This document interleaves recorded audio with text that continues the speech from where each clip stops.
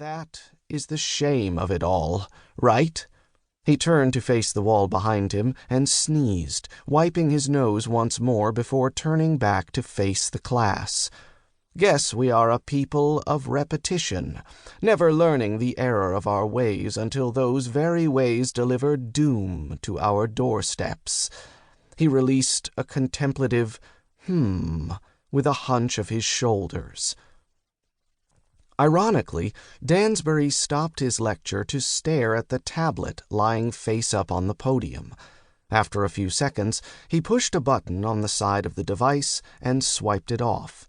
He stared at the ground for a time, his handkerchief held to his lips in thought. The professor then shoved the tablet into his carrying case, along with a bunch of papers and notebooks, as he hastily ordered the class to read Chapter 15 and give their own ideas on what it meant to be in the now. By that time, Jacob and another guy were the only ones left in class. Everyone else had packed up and left. Why hadn't he noticed?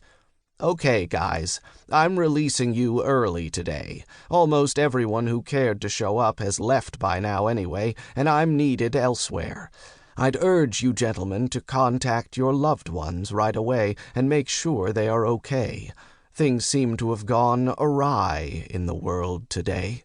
Professor Dansbury paused and regarded Jacob and the other kids still staring down at him. Get out of here while you can. What is he talking about? Jacob thought as he watched the professor do a slow gallop to the door. Dansbury reached back into his pocket and retrieved his handkerchief for another loud nose-blowing before he vanished into the hallway. Jacob stuffed schoolwork into his book bag and grabbed his phone to text Leanne as he walked out of class. They had plans to hit the campus Starbucks while she quizzed him on a math test coming up tomorrow. Walking up the staircase of the basement floor, he swiped the phone to unlock it, and there it was. In came a rush of notifications for missed calls, text messages, social media messages, and news updates.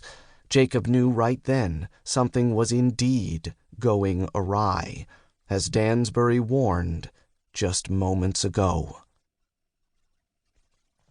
Leanne, 6:45 a.m. I'm not going to be able to make it this morning, Jay. I feel terrible and I have to take my mother to her doctor.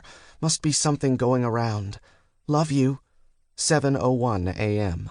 When you get this, please call me. I don't feel good enough to drive. Can you take us to the emergency room? You know I'm a big baby when I'm sick. LOL.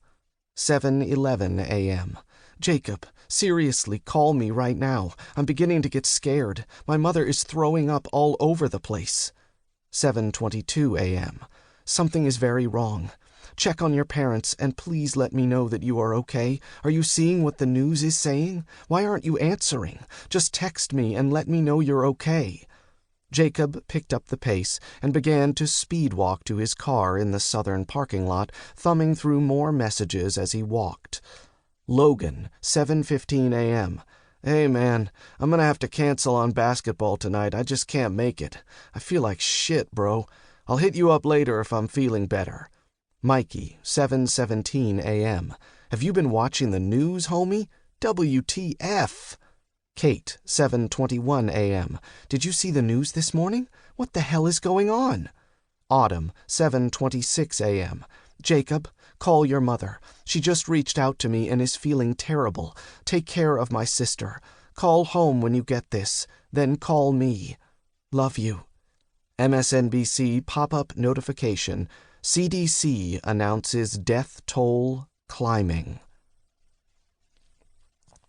Jacob broke into a brisk jog, anxiety setting in. At that moment, it all started to make sense to him as he made his way to the parking lot. A lot of students seemed to be missing from campus today. Class was half empty.